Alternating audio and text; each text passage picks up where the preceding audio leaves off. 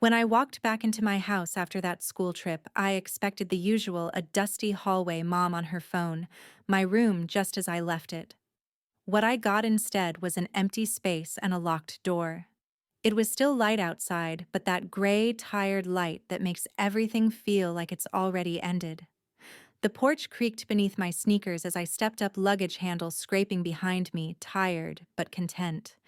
The trip had been long, too many hours on a bus, too many bad jokes. But it was a clean break before graduation. I hadn't told anyone I was arriving early. I thought maybe I'd surprise them. I thought maybe that would matter. The front door was unlocked. That detail still eats at me. The scent hit first. Lemon cleaner, overused, sharp enough to bite the inside of my nose. It clung to the walls like it was trying to cover something up. That smell always meant mom had been resetting things, her word, not mine. Resetting could mean anything: moving furniture, burning old pictures, or pretending things didn't happen. Today, apparently, it meant my entire existence had been scrubbed away. I walked past the entry mirror and paused. There used to be a photo taped to the corner, me and Grandma May, arms linked, laughing like we were in on a secret no one else would get. It was gone. The smudge from the tape still marked the glass like a ghost fingerprint. That mirror reflected everything except me. I dropped my backpack in the hall and moved toward my room, or what used to be my room. The door had been painted. It was no longer the faded blue I grew up with, no more glow-in-the-dark star stickers in the corners. It was now soft lilac, glossy, fresh. In looping cursive stenciled on a wooden plaque nailed to the middle, Sophie's studio. I just stood there. Something in me stalled, like when a computer freezes, and all you can do is stare at the screen. No anger, not yet. Just static. I tried the doorknob. Locked. Behind me, the floor creaked. I turned, expecting mom or dad. Sophie was there instead. Hair tied up, paint smudged across her wrist, earbuds dangling from one ear. She looked at me like I'd walked into her gallery uninvited. "You weren't really using it anymore, were you?" I blinked. "Excuse me, the room," she said, shrugging. "You're graduating. You're leaving." Mom said it was fine. "I just got back," I said, barely recognizing my own voice. "Yeah, I know. I needed the space." She pulled the door shut behind her and locked it again like I was the intruder in a museum exhibit. I turned toward the garage. Maybe they'd just moved my things for cleaning. Maybe this was a misunderstanding. The garage door moaned open. Inside, boxes stacked like unmarked graves. My mattress leaned against the wall, crooked. My books, my posters, my old violin case crushed under a broken chair. A dusty box labeled Avery. Misk had my high school yearbook on top, bent. Footsteps behind me. I didn't even turn. Dad's voice low and stiff. "We thought this would be easier." "Easier?" I asked. "For everyone," he said, eyes fixed on the floor like it held all the right words. I tried again. "Can I at least take my pillow?" Mom's voice from behind the kitchen counter, casual as a grocery list. "Buy a new one." That's when the numbness settled. Not like cold. Not even like pain. More like floating outside myself, watching a scene I didn't audition for suddenly recast as the stranger. No anger. Not yet. Anger would have meant I believed I had the right to feel betrayed. I picked up my backpack. My pillow apparently belonged to someone else now. My bed, my desk, my dresser. They'd all been reassigned like I had vacated my own life without notice. I didn't say goodbye. Not to Mom. Not to Dad. Sophie was already back in her studio, my studio, humming along to music she never used to like until I played it first. I walked out of the house with a backpack, my dignity, and nowhere to go.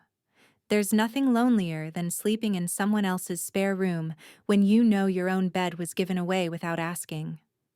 Morgan's guest room smelled like lavender detergent and an unfamiliar kind of safety, clean, impersonal, borrowed. I lay on the narrow mattress with a loaned blanket tucked too tightly around the corners, staring at the ceiling where her mom had once hung fairy lights for their Christmas guests. They still twinkled faintly at night, a soft glow pretending to be comfort. The first night I told myself it was temporary. I was just giving them space to realize how wrong it was. The second night, I rehearsed conversations that never happened, Mom realizing her mistake.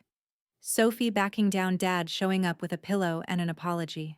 By the third, I stopped pretending and started packing my silence tighter. When I was 12, I spent one night at a friend's house after an argument with Mom about grades. I remember lying on the carpet, hugging my knees, swearing to myself that I'd never feel like a guest in my own life again.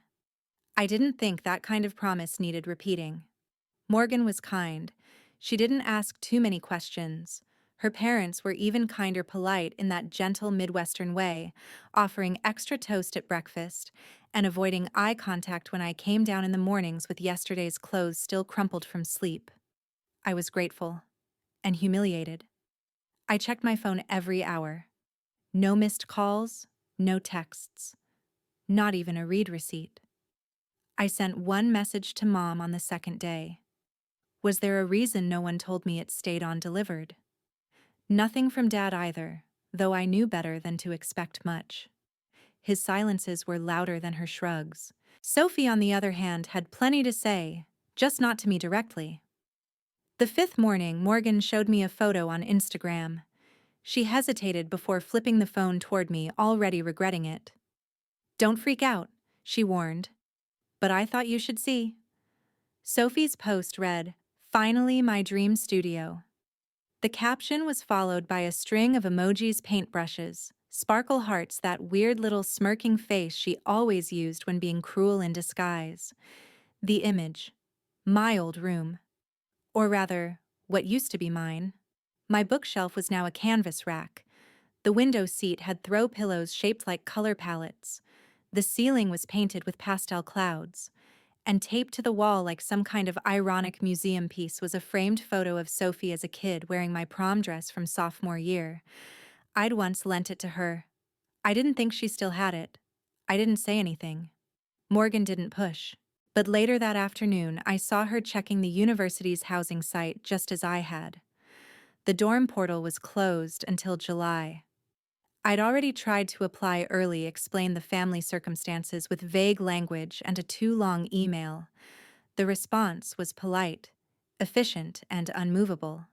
No early housing unless for verified emergency or program-related reasons. Please contact Student Affairs in July. I closed the laptop slowly and stared at my reflection in the black screen. I looked like someone fading out of their own story. Morgan knocked gently before entering, two mugs in hand. Her hoodie was too big for her sleeves, swallowed her fingers. She didn't sit. She stood by the door like she wasn't sure if I wanted company. "You know," she said carefully. "Grandma May has that upstairs guest room. I mean, it's dusty and she doesn't really invite people. But maybe." I shook my head before she finished. "She doesn't owe me anything. That's why she'll help." That stuck. I stared at her for a long time, the mug warm in my hands, the tea untouched. I didn't respond. But that night, after Morgan went to sleep and the fairy lights flickered soft over the unfamiliar ceiling, I opened my phone and scrolled past all the unread notifications, the empty texts I'd almost sent, the drafted message to Student Affairs I never finished. Then I opened a new one. To Grandma May. "Can I come by? I don't want anything. Just a place to breathe." Grandma May lived in a retirement community full of pink flowers, ceramic angels, and women who remembered everything you wanted to forget. Carespring Manor sat on the edge of a quiet hill, its windows facing a parking lot too symmetrical to feel welcoming. The hedges were always trimmed, the lawn always green, and the air smelled like rosewater and scheduled silence. I arrived just after lunch, sweat sticking to my back from the June heat. My shoes squeaked against the waxed floors as I walked through the lobby, dodging pastel armchairs and framed inspirational quotes. Nurse Connie greeted me with a quiet nod, her clipboard held tight to her chest. She didn't ask why I was there, just gave me that soft, knowing smile that said she already knew. Everyone here always knew something. That was the terrifying part. Old women in floral blouses who could sniff out secrets from across the dining room. I felt more exposed walking these halls than I ever had back at home. Grandma May's room was at the far end corner suite. The door was already open. She was sitting at her desk, back straight, glasses perched low on her nose. A floral mug of tea steamed beside her hand, and the air smelled faintly of peppermint and old books. Her room was neat, but lived-in books stacked in precise towers, a quilt folded at the edge of the bed, and in the far corner an old writing desk with a locked drawer. I remembered that drawer. As a kid, I once tried to pick the lock with a bobby pin. She caught me before I got the pin halfway in. You can always tell what a person values, she told me then, by what they lock away. I stood at the threshold, unsure if I should knock or just walk in. My hand hesitated on the doorframe.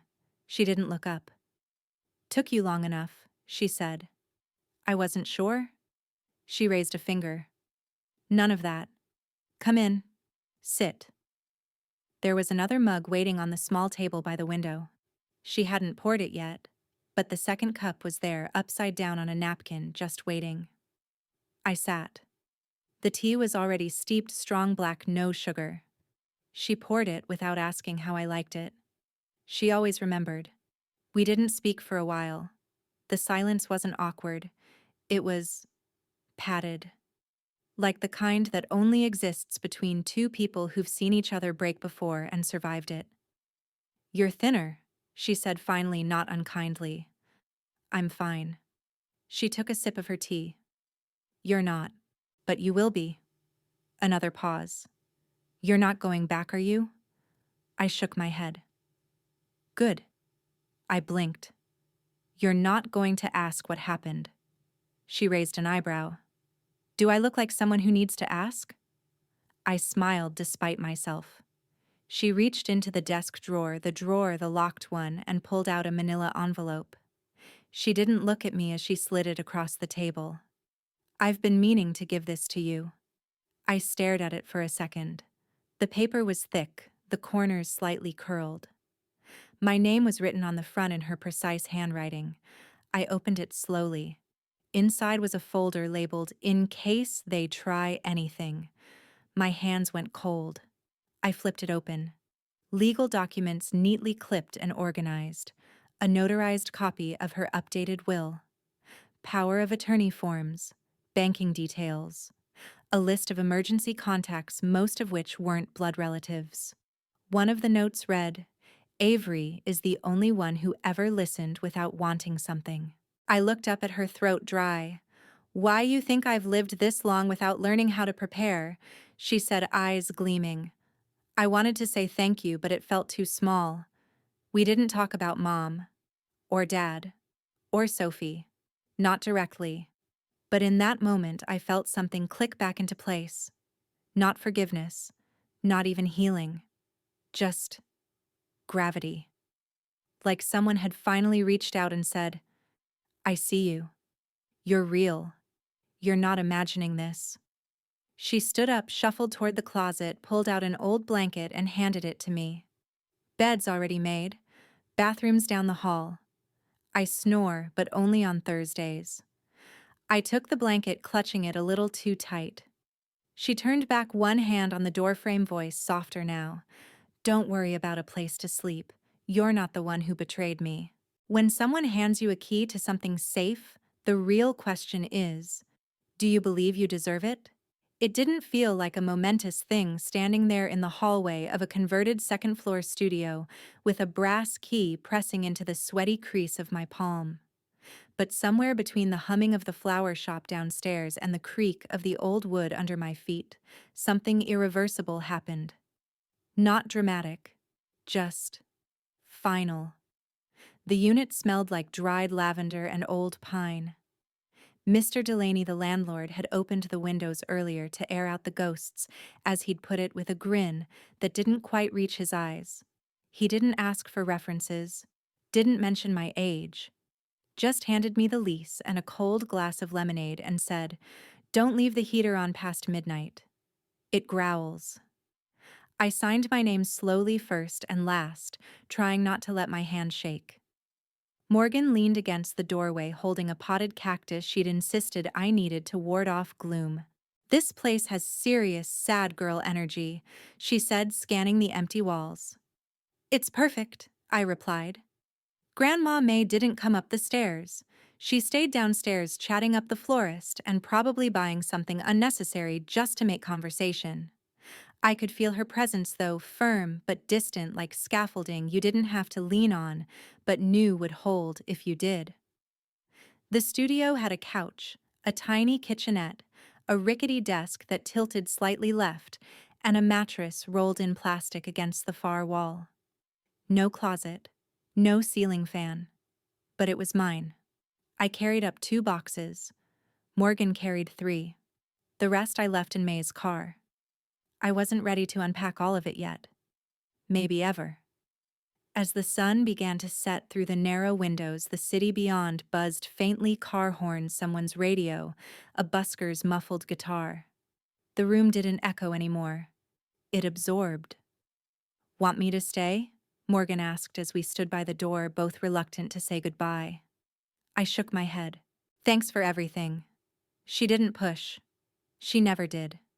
Just gave me a one-armed hug and whispered, "You're braver than you know." Then she was gone down the steps back into the rhythm of her own world. I locked the door behind her and immediately double-checked it. Then again. Old habit.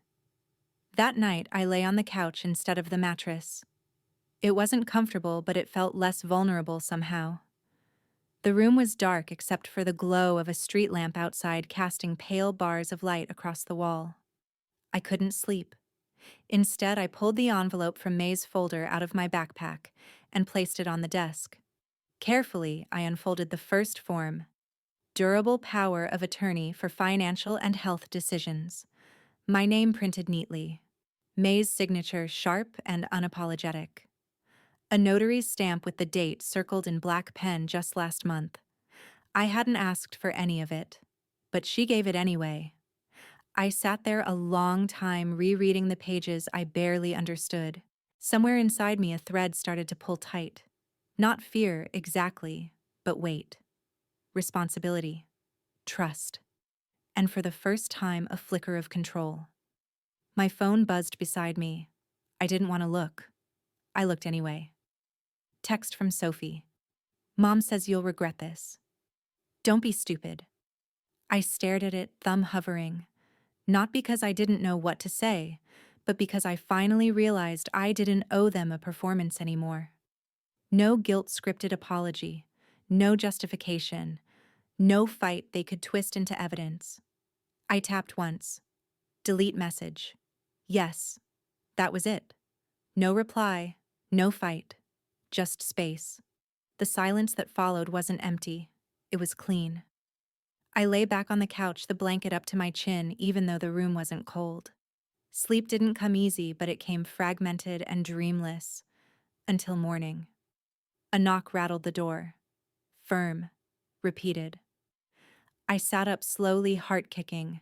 It was too early for Morgan. Too early for deliveries. I hadn't told anyone else the address. I peeked through the peephole. It wasn't Morgan. It was them. You know what scares manipulators the most? A girl they thought was broken, who reads every legal clause.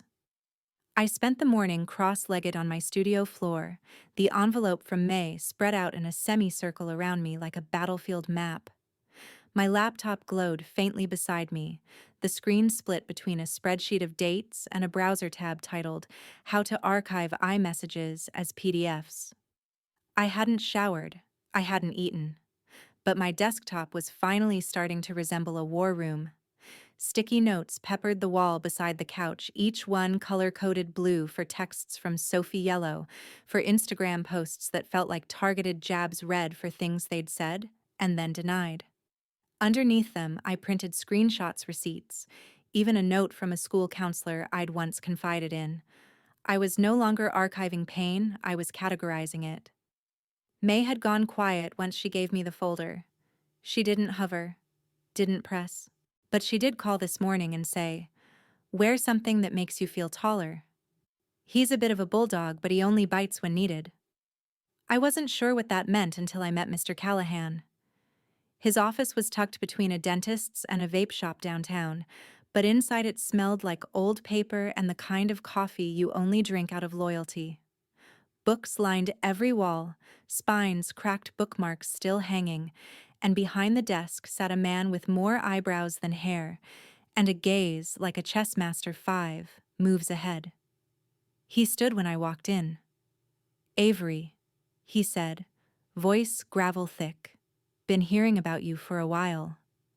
May was already seated in the chair beside him, legs crossed, cardigan buttoned to the top.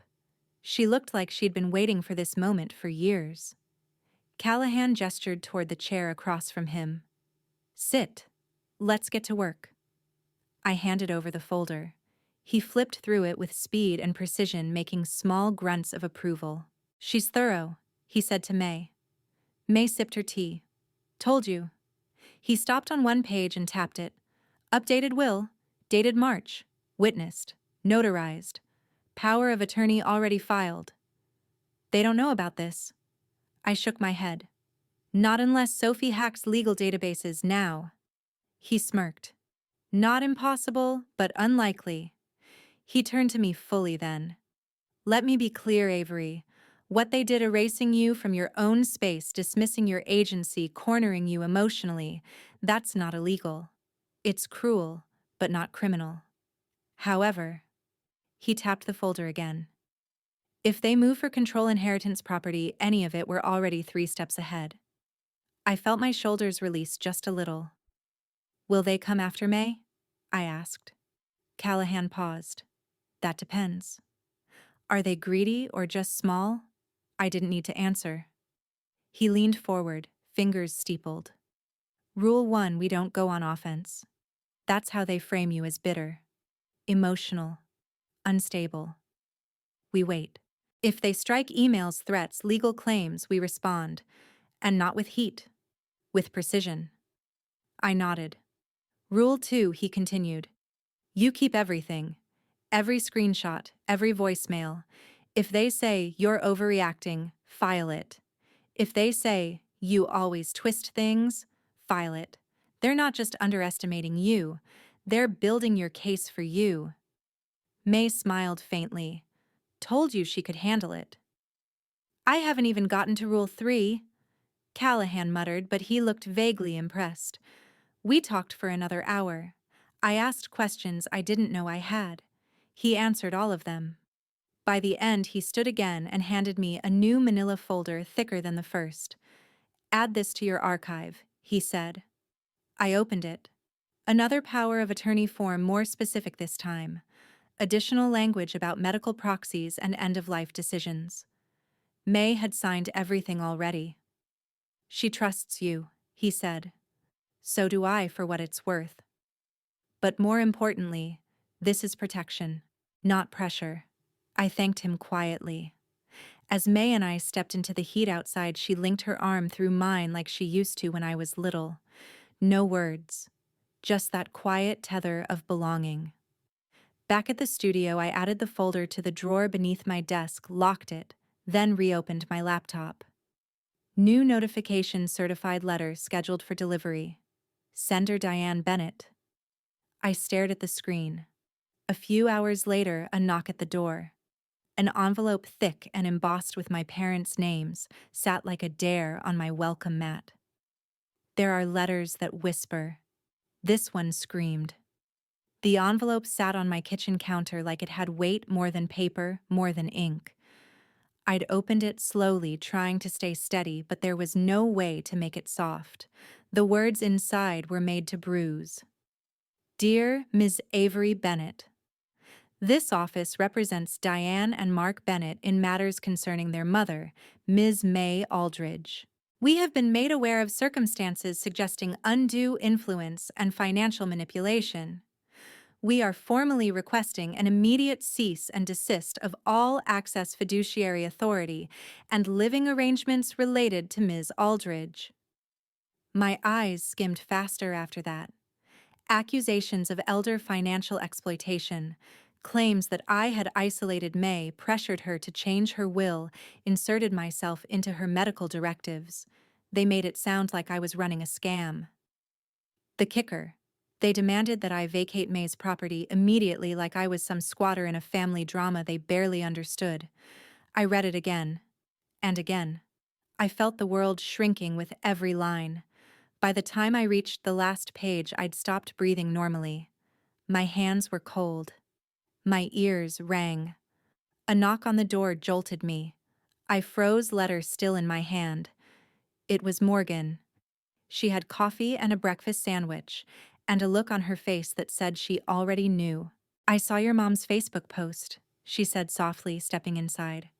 "She didn't name you, but she didn't have to." I nodded, numb. "They sent a letter. It's bad." We sat on the floor, coffee growing cold between us. I read her the worst parts. She didn't interrupt. When I finished, she didn't say, "It'll be okay," because she's smarter than that. "We go to May," she said. Care Spring felt sharper that day. Not cruel, just aware. The nurses nodded like they knew something had shifted. May was in her chair by the window reading the paper. She didn't look surprised when I walked in holding the envelope. "Let me guess," she said. "They think I've gone soft in the head." I handed her the letter. She read it slowly once. Then again. Her mouth tightened. "They always assume I can't think," she muttered. "Funny, isn't it? The minute an old woman does something unexpected, she must have been tricked." Her voice didn't shake. Her hands didn't tremble. But her eyes could cut glass. "They don't see you," I whispered. "No," she said, folding the letter carefully. "They don't. But I've always seen you." That's when she picked up the phone and called Callahan. His office was darker than usual when we arrived. Storm clouds hovered just beyond the window fan, and the lights flickered once as we stepped inside. Callahan was already on his feet, papers spread out on his desk. He listened as I read the letter again, slower this time, every sentence landing like a slap. He didn't flinch. When I finished, he leaned back in his chair and steepled his fingers. "If they file, it goes to court," he said, "unless we get them to back off." "And if we don't?" I asked. "Then we prepare. You gather every receipt, every text, every witness. This isn't just about you, it's about May's autonomy. And they've underestimated both of you." That afternoon, I printed everything, screenshots of Mom dismissing May's health concerns, text chains where Sophie mocked my drama, even emails from Dad about selling the house before she forgets who owns it. I organized them into folders, labeled everything. No emotion, just facts. Morgan helped. She didn't talk much, but her hands moved fast, steady. May sat quietly watching us build a defense brick by brick. Then, without being asked, she pulled out a pen and said, "Give me the affidavit." Callahan slid it across the desk. May read every line, signed with a flourish. "Full cognitive awareness, independent judgment. My decisions are mine." The air in the room changed. As we stood to leave, Callahan handed me another folder.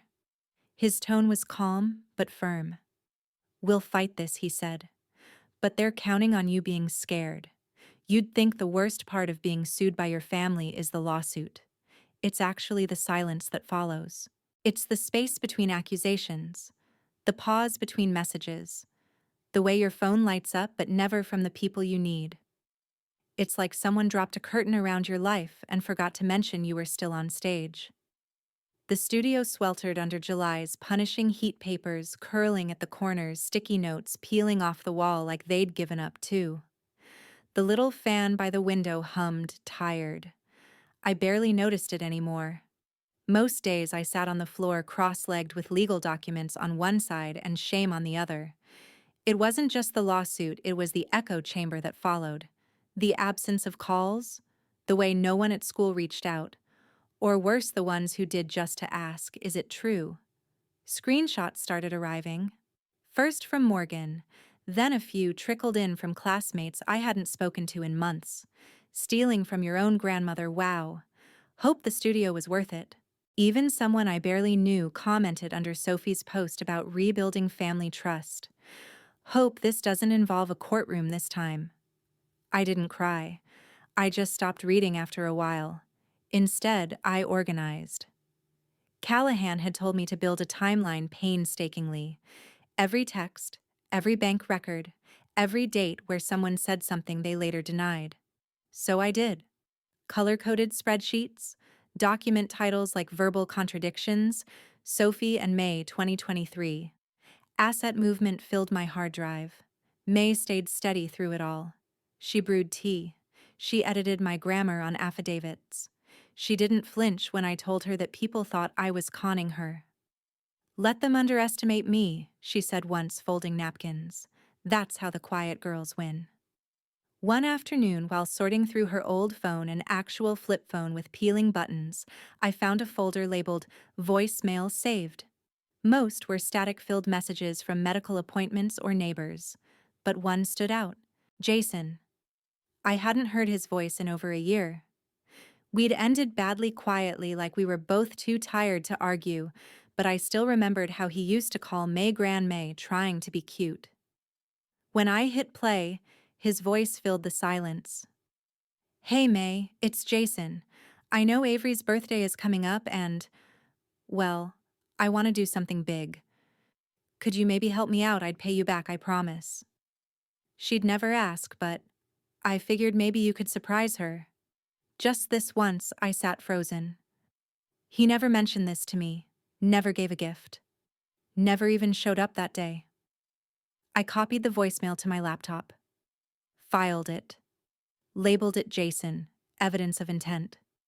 It wasn't direct proof of fraud, but it was motive. And more than that, it was leverage. Later, I told Callahan about it over the phone. He didn't speak for a moment. "Good. Keep it secure. Backups. 2 places." "Already done," I said. "You're learning fast." I didn't say how it felt to keep learning lessons like this. That night, I curled up on the studio couch with a cold soda pressed to my forehead, letting the bubbles tickle my skin. Just as I was drifting into that numb space between exhaustion and sleep, my phone buzzed. Unknown number. "Jason, don't drag me into this. It's not personal." I stared at the message for a long time. Then I opened my archive folder and dragged the screenshot of his text into a new document, titled it, "People Who Say It's Not Personal." I stopped crying the day I realized I didn't want to go back. I wanted them to regret pushing me out. The courthouse smelled like old paper and fluorescent lights, like something trying to preserve order, with nothing but ink and artificial brightness. I stood in front of the clerk's window, fingers clenched around a manila folder. The documents inside were neatly arranged, my formal response to the lawsuit, Grandma May's affidavit, printed screenshots, dates, statements. Truth, wrapped in silence and staples. The woman behind the glass read the cover sheet slowly, then nodded. "We'll get this stamped and filed. You'll be notified once the judge sets a pretrial hearing." I didn't ask for a copy. I already had 3 backups. Outside, the air was dense with July heat and legal adrenaline. Morgan waited by her car, leaning against the passenger door, eyes scanning my face like she was measuring how much of me was still intact. "Did it feel real?" she asked. "It felt final," I said. Back at Callahan's office, the war room had taken shape. His desk was buried beneath folders, sticky notes, timelines mapped with red string. May had baked muffins, chocolate chip, because if we're fighting dirty, we should at least have sugar, and left them beside a stack of subpoenas. Callahan motioned for me to sit. "Now that we've responded, we build. Strategy. Witnesses. Timeline." I pulled out my laptop. May's affidavit is already attached. I've got receipts showing no financial manipulation, emails with Mom trying to sell May's house, Sophie's posts. He waved a hand. "Good. Now let's talk character defense. We'll need witnesses who can speak to May's clarity and to your relationship." "Nurse Connie," I said immediately. "She sees May more than anyone. Perfect." And maybe Mr. Delaney, your landlord. He can speak to the fact that May helped with the lease, not coerced. He scribbled notes. Medical records, too. Anything showing May has been of sound mind the entire time. My phone buzzed. A bank alert. Another one. I opened the app, frowned. My name had been removed from the family insurance policy quietly weeks ago. No warning. No explanation. They're cutting me off from everything, I muttered. Callahan glanced over. Good. The pettier they get, the better we look. People see vindictive moves for what they are. I felt something inside me solidify like cooling steel. For weeks, I'd been surviving. Now I was planning. I also found texts between Sophie and Jason, I added. From months ago, discussing May's will. They joked about what they'd finally get. I didn't include them yet. I wasn't sure if they're admissible. Let me see, he said, reaching for my phone. I handed it over. He scrolled slowly, then smiled. For the first time.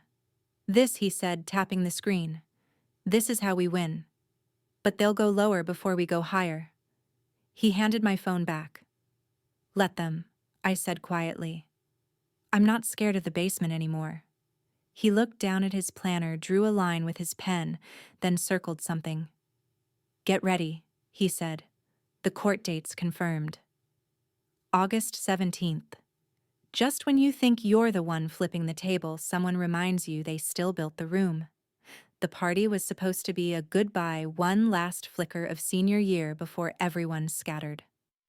A backyard half-lit by string lights, too much soda, too many memories. I wasn't going to go. I told myself it was a bad idea. But Morgan nudged me until I got dressed and let her drive. You can just stay 5 minutes, she said. You don't even have to smile. I didn't. I hovered near the back fence, cup of melted lemonade in my hand, scanning faces that once used to know mine. Everyone looked older, shinier, polished for college and fake goodbyes. The music was loud, the laughter louder. No one came up to me. People saw me, tilted their heads, whispered. I shouldn't have come. I was about to slip out quietly when Morgan elbowed me. Your sister's on live. I turned. On someone's phone screen, Sophie's face glowed under fairy lights perfectly filtered. She was sitting cross-legged on a lawn chair surrounded by 2 girls I vaguely recognized from sophomore year drama club. I mean, Sophie said, her voice syrupy, it's just sad. Avery used to be kind. I guess money changes people. The girls' knotted lips pursed in faux sympathy. And Grandma Sophie continued laughing lightly. She doesn't even get what Avery's doing. She's old. She signs whatever's put in front of her. It's not like she remembers things anymore. Comments flew across the screen. Jason. Someone else gold digging much. Morgan muttered, let me see your phone. I handed it over. She scrolled, face tightening. It's trending, she whispered. Someone made a post. Gold digging granddaughter gets sued. It's already got a few hundred shares. I couldn't breathe. The string lights flickered. The laughter warped. My legs moved without permission away from the party, out the side gate, down the sidewalk. Morgan called my name, but it echoed like it came from underwater. By the time I got back to the studio, I couldn't find my keys fast enough. My hands shook. I dropped them twice. Inside, I collapsed onto the floor. The couch was too far. Breathing became math I couldn't solve. My chest clenched. My fingers curled. The air was wrong. Everything was wrong. I didn't cry. I panicked. Silent, sharp. The kind that wraps around your ribs and won't let go. I stared at the ceiling, waiting for the feeling to pass. It didn't. Hours blurred. My phone lay face down, buzzing occasionally. I didn't check it. At 2:17 a.m. it rang. May. I answered without speaking. She didn't ask if I was okay. She already knew. Get up, honey, she said gently but firmly. We're not letting them win like this. They saw a girl. What they forgot was that I was also a witness. At 2:00 a.m., I sat cross-legged on the studio floor, the world still pressing against my ribcage but less viciously than before. The air was still thick with the echoes of Sophie's voice and Jason's emojis, but something stronger had stirred inside me. The envelope. I hadn't read everything. Not really. Not when May first gave it to me. I thought I had, but it turns out reading and facing are two different things. The folder was thicker than I remembered. It made a gentle rustle as I pulled the final sheaf of papers from the back ones I'd skipped. My hands weren't shaking now.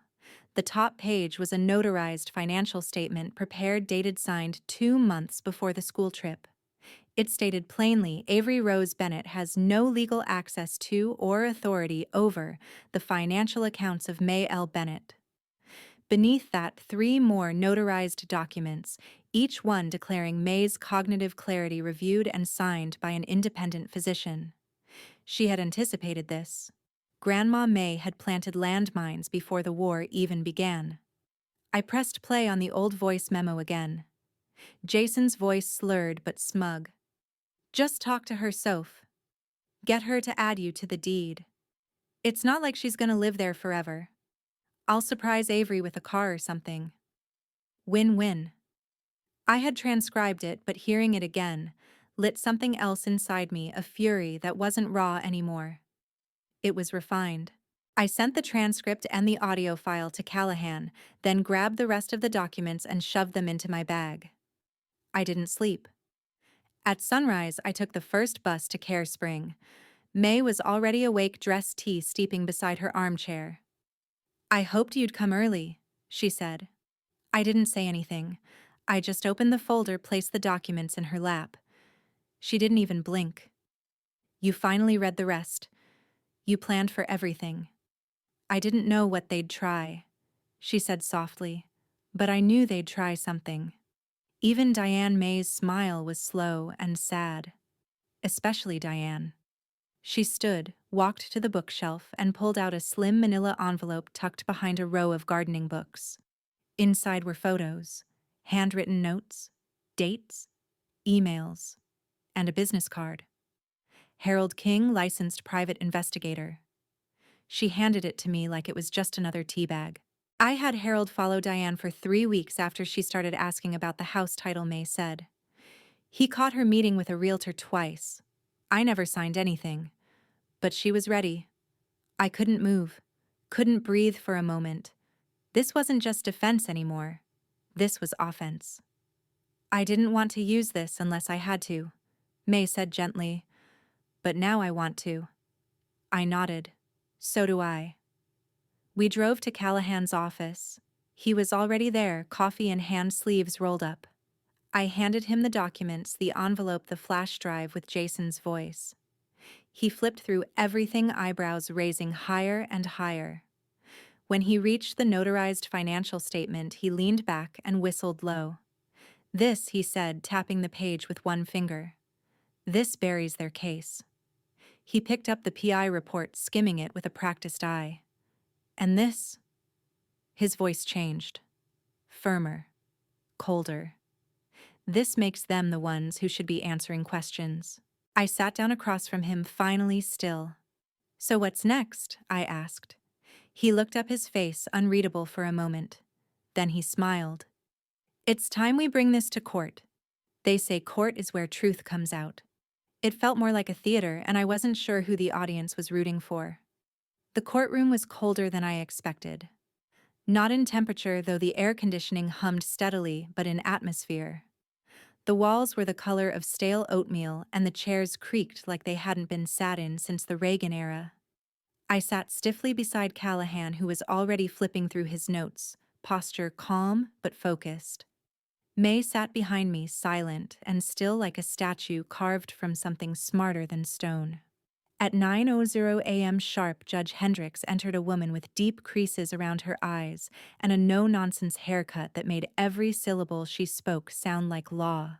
Diane and Mark sat across from us, dressed for Pity Dad in a beige blazer he never wore unless trying to sell sincerity, and Mom in a pearl button blouse that made her look almost priestly. Sophie sat beside them, arms crossed, eyes avoiding mine. The court clerk called our case number, and just like that, it began. Opening statements, the judge asked. Diane's lawyer, a man named Mr. Bloom with thin lips and an expensive tie, rose first. He gestured to my parents like they were saints. Your Honor, this is a case of betrayal. A vulnerable elder manipulated by a teenager who exploited her love and trust for personal gain. Our clients only want what is right to protect Ms. Bennett from further exploitation. I didn't flinch, but I could feel my jaw tense, teeth grinding. Callahan placed a paperclip in my hand. Something to hold. Something to focus on. He stood next, brushing off imaginary lint from his jacket.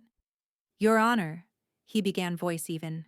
My client, Avery Bennett, has not only not accessed any of Ms. Bennett's finances, she has lived independently on savings from her part-time job and scholarship grants.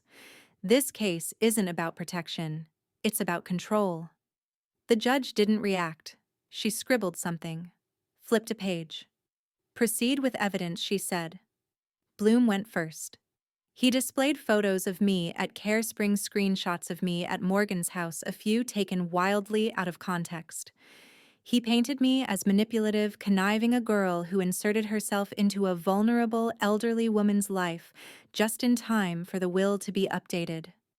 I sat there still, listening to someone tell a story where I was the villain, and I watched Sophie nod along like it made sense, like she believed it. Or worse, wanted everyone else to. Then it was Callahan's turn. He walked to the evidence table with the casual confidence of someone who already knew the ending. He placed a stack of documents down, precise and deliberate. Your Honor, these are notarized bank records for Ms. May Bennett's primary and secondary accounts. Not only is Ms. Avery Bennett not listed anywhere, the records also show no digital access attempts, no withdrawals, and no transfers initiated by her at any time. He turned, facing the judge directly. These have been independently reviewed by an outside financial forensic auditor. He paused just enough. Signed and sealed. He slid them across the table. The courtroom held its breath. Judge Hendricks leaned forward, adjusting her glasses. Her finger traced down one of the ledger's, lips tight. Ms. Avery Bennett had no access to these funds, she asked. None, Callahan confirmed. Not legal, not digital, not through proxy. And the documents are verified. They are, Your Honor. Silence pressed in again. Then the judge looked over at Diane and Mark. Do you have evidence to the contrary? Bloom shuffled, glanced at my parents, then shook his head. Not at this time. The judge nodded, marking something down again. May reached forward and lightly touched my shoulder from behind. I didn't turn, but I felt it like armor. Very well, Judge Hendricks said. Let's bring in the next witness, Mr. Jason Rivers. My spine stiffened. I could almost hear the smile on Sophie's face. Let them come, I thought. Let them try. Jason walked in with his usual smirk. He didn't leave with it.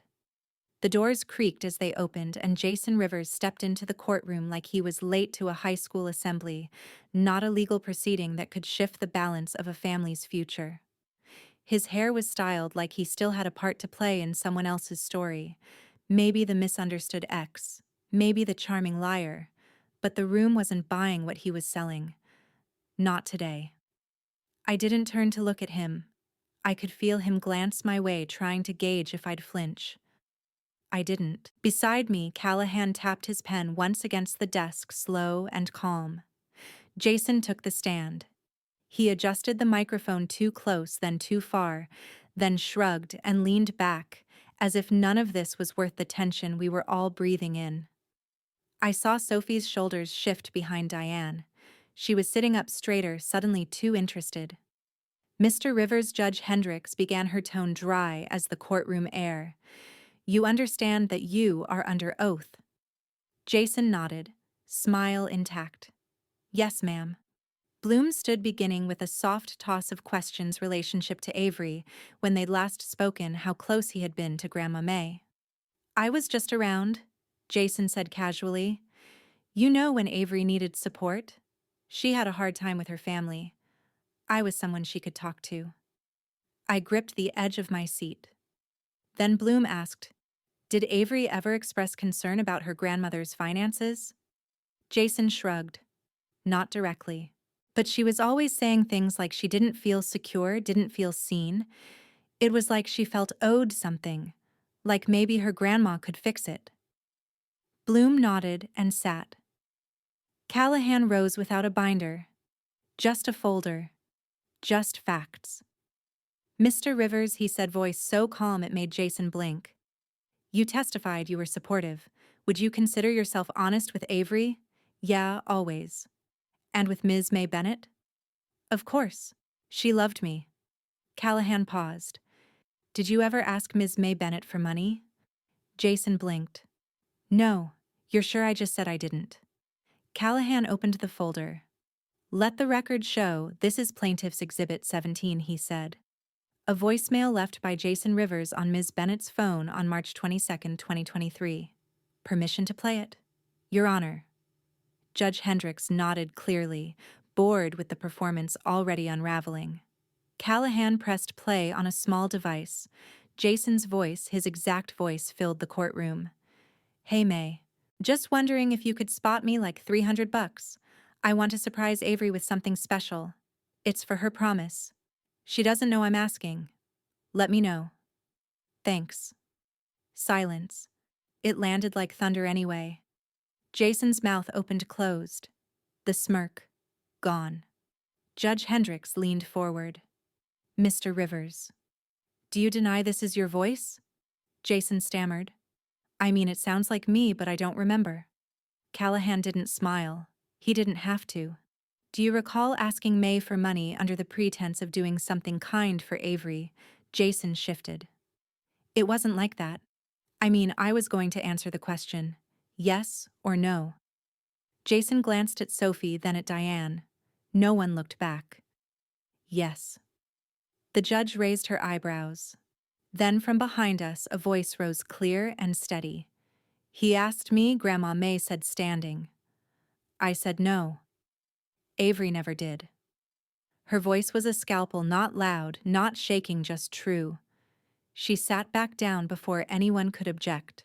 The judge scribbled again, underlining something this time. Jason looked like a balloon losing air, slow and pathetic. Sophie's jaw tightened. Court will recess for 15 minutes. Judge Hendricks announced already halfway through her next note. We stood, and as we turned, I caught it.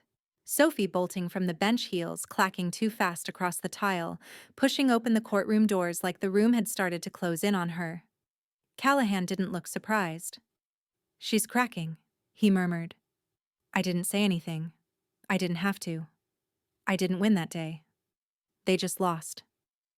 The hallway outside the courtroom buzzed with a hush so sharp it felt like judgment had already been passed, even if the judge hadn't said the words yet.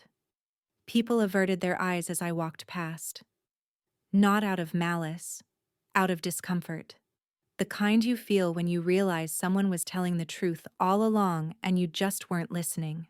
Grandma May walked beside me, her arm light through mine but her spine straighter than ever. We didn't say much. We didn't have to. The trial would resume in 1 week. Judge Hendricks wanted time to review the material. Callahan said that was normal. I wasn't sure I believed him, but I nodded like I did. Back in the studio that evening, the silence didn't feel like it was crushing me anymore. It felt like it belonged to me, now earned, not inflicted. Morgan came by with Thai takeout and tired eyes. She didn't ask questions, just set the bag down on the floor between us and leaned back against the wall. It's all over the community board, she finally said. People are talking. What kind of talking? She shrugged. Not bad. Mostly confusion. A few people are mad on your behalf. Someone posted a screenshot of Sophie's live stream next to the court transcript. It's getting traction. I stared at the pad thai container but couldn't open it. My stomach was twisting, not from hunger but from something quiet or fatigue maybe. or the long exhale that comes after months of holding your breath. Later that night, I sat at my desk and opened my phone. A notification waited a text from Sophie. I didn't know they were serious about the lawsuit. No apology, no explanation. Just that. Like I should thank her for her ignorance. Avery, the silent, non-confrontational one, might have replied 6 months ago. Might have asked, "Why didn't you stop them, or do you believe them too?" But I wasn't her anymore. I tapped and held her name, deleted the entire conversation. Then I opened my contact list. Mom, Dad, Sophie. Each one disappeared with a single press. Gone. Not out of anger. Out of clarity. Whatever tied us before had snapped not in the courtroom, not in May's apartment, but slowly, quietly, over years of things not said and love not given. Diane hadn't texted, but someone forwarded me her Facebook status. When loyalty is punished and manipulation is rewarded, what kind of world are we living in? The comment section had turned into a war zone. Some of her church friends nodded along. Others, unfamiliar names, replied with screenshots of Jason's voice memo. One person simply wrote, "Didn't your daughter give up her own room for your other one?" I didn't reply to any of it. May called around midnight. I thought she might be checking on me, but her voice was calm, even proud. "Next week is the end," she said. I didn't answer right away. "For them," she added. "For you, it's just a beginning." I looked around the room I had made mine. The second-hand couch. The sagging bookshelf. The legal folders still stacked on the table. My voice memo recorder blinking silently in sleep mode. I didn't have my childhood bed or my family's approval, but I had a future no one else had built for me, and no one could take from me again. And maybe, just maybe, that was worth more. Justice doesn't knock. It's delivered. Quietly. On paper. It arrived with the morning mail, a plain envelope, beige and official-looking, dropped through the studio slot and resting crookedly on the floor, like it hadn't just carried the end of something. I stared at it for a full minute before picking it up. My name was typed in bold. No decoration, no lies. I didn't open it right away. I knew what it was. I just needed a second to hold it, feel the weight of all the months compressed into a few sheets of paper. Callahan had said it would come early, and he was right. My phone rang the moment I set it on the table. His name lit up the screen. "You got it?" he asked without any greeting. "It's here. Open it." I did. Slowly. Inside a ruling. The court found no merit in the lawsuit. All claims of financial manipulation were dismissed. The judge included a line about misrepresentation by the plaintiffs resulting in reputational harm followed by a fine. It wasn't much, but it wasn't nothing. "They'll appeal?" I asked. "They won't," he said. "They'd have to file new paperwork, and they don't have a leg to stand on." I exhaled. Not relief. Something flatter. Not happiness either. Just stillness. "That's it?" I asked. "That's it," he said. But it wasn't. That afternoon I visited May. It was raining, the soft, slanted kind that looked like a curtain pulled across the day. Carespring felt quieter than usual, as if even the ceramic angels were keeping their voices down. She was in bed, but propped up by pillows, her teacup on the table beside her. The walls were still lined with books, photographs, fragments of a life she'd chosen to remember. "You heard?" I asked. She nodded. "I'm not surprised," she said. "Justice may take its time, but it shows up eventually." I didn't feel like celebrating. "Good," she said. "That means you understand what it cost." She motioned for me to come closer, then reached into the drawer beside her bed and pulled out a small velvet box. No words, no build-up. When I opened it, I found a simple gold band worn smooth at the edges, the inside engraved with a date and a name, May and Thomas, 1961. "I wore that when I had nothing but hope. And a rented kitchen," she said. "I want you to have it." "I can't take." "You can," she interrupted. "And you will."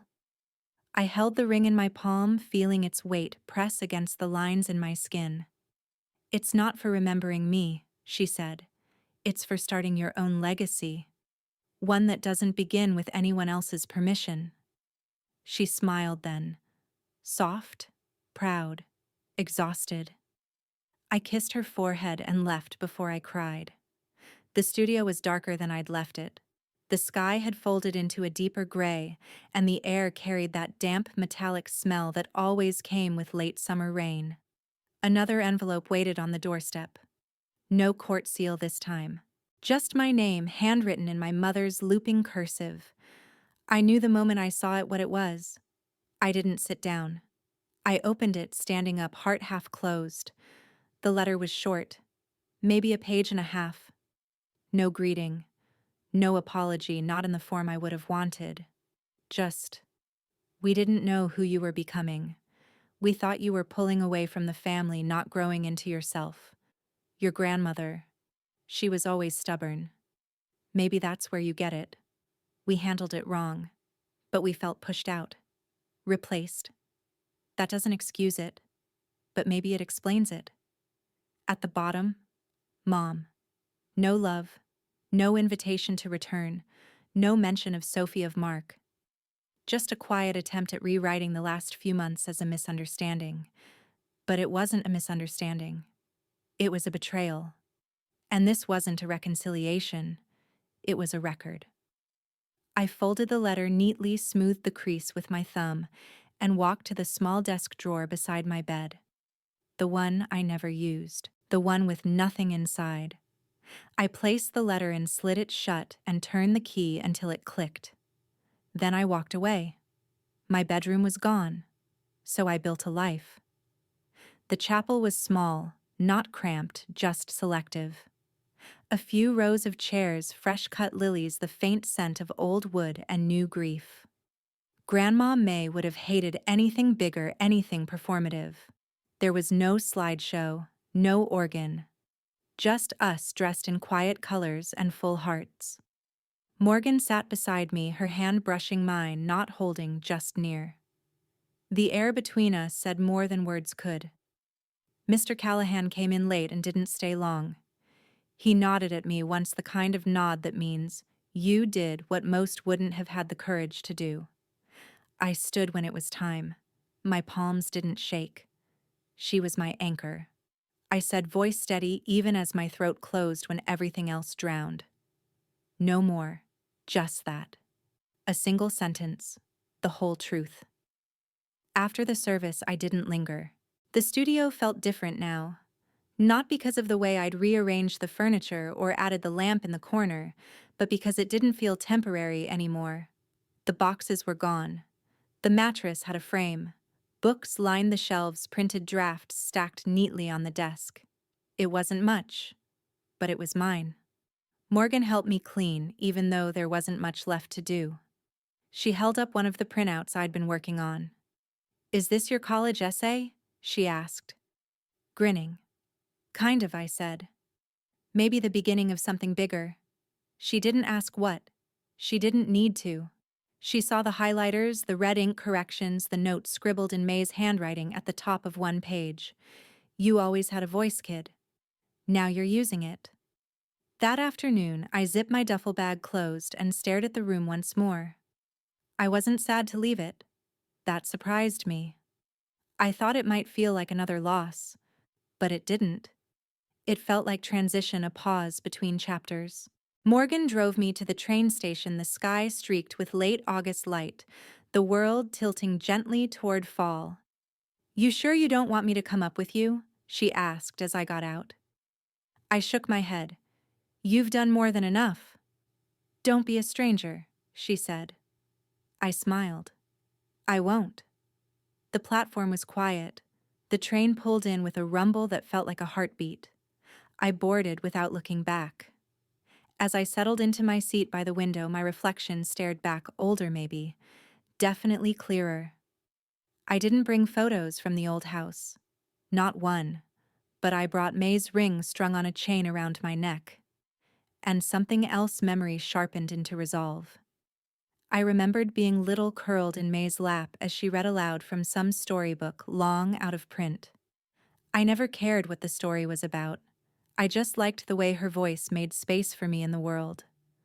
I thought about all the rooms I'd been in that didn't feel like mine, all the places I'd asked to stay, all the times I waited for someone to tell me I belonged. Not anymore. I don't know if I ever had a real home, but I know now I don't need to ask permission to exist anymore. The train picked up speed. Towns blurred. Sky opened. The next stop was university. But it didn't matter where it was, because this time I was arriving on my own terms. I reached into my jacket pocket and pulled out a small silver key, not to a house, not to a bedroom, not to anything someone else gave me. It was to a locker. Inside the first draft of a manuscript, my story, written in my name.